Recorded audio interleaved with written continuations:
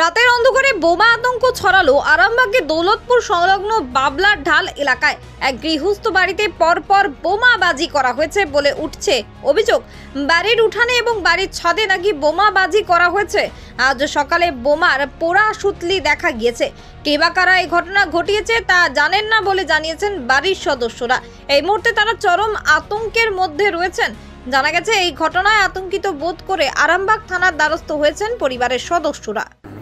কালকে রাত 1টা বাজে, তখন মানে প্রচণ্ড একটা আওয়াজ হয়, দিয়ে বাইরে বেরিয়ে দেখি এরকম আগুনের ঝলকা আছে। দেখে বোঝা যায় যে ওখানে কেউ বোম ছুঁড়েছে। কি বোম এগুলো সেটা বুঝতে পারছি না, গাছ বোম হবে। কতগুলো? মিনিমাম 2-3টে হবে, নাহলে এত হবে না। তারপর কি করলেন আপনারা? আমরা তখন কিছুই করিনি, তারপর সকালে উঠে এগুলো দেখা হয়েছে, সে ব্যবস্থা নেওয়া হচ্ছে। ভয় পেয়েছিলেন? হ্যাঁ, ভয় আতঙ্কে তো আছি। কোনোদিন এরকম হয়েছে ঘটনা? না না, কোনোদিন হয়নি। কে বা কারা করেছে জানেন? সেটা বলতে পারবো না। এরপর রাত্রেবেলায় আমরা কাউকে ধরতেও পারবো না, এরপর দেখতেও পাইনি। দিনে হলে একটা ব্যবস্থা নেওয়া যেত। হয়েছিল ঘটনাটা? এখানে আমরা রাত্রেবেলায় শুয়েছিলাম, দিয়ে হঠাৎ দেখছি একটা বিকট আওয়াজ হয়েছে। দিয়ে বাড়ি থেকে বেরিয়ে দেখছি বোম ফেলেছে, 2-3টে গাছ বোম। দিয়ে এবার আমরা অত রাত্রে কোথায় যাব, থানার পুলিশ নাম্বার, ফোন নাম্বার আমরা জানি না। সকালবেলায় উঠে দরখাস্ত লিখে আমরা জমা দিতে যাব।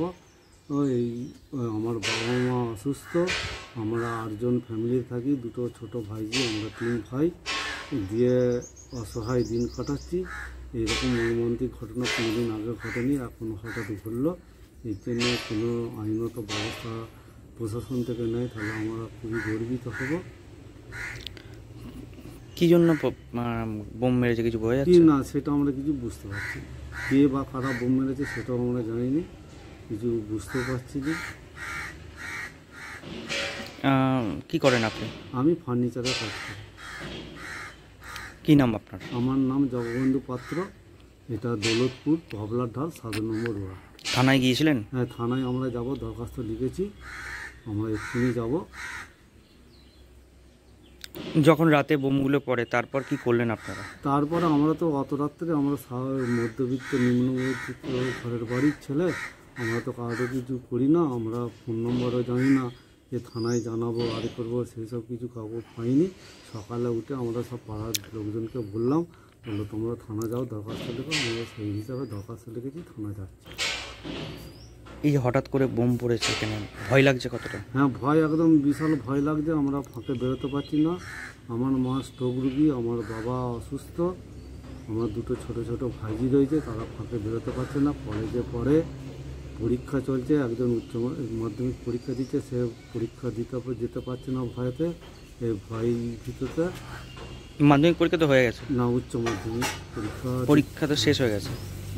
হচ্ছে শেষ হয়ে গেছে।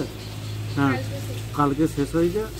তা যাতে থানায় যাতে যথাযথ ব্যবস্থা করে তার জন্য আমরা আবেদন জানাবো। এবার আরামবাগে এসে গেল সুমিশা সরিষার তেল। আরামবাগ মহকুমায় এই প্রথম নিজস্ব মিলে প্রস্তুত হচ্ছে খাঁটি সরিষার তেল।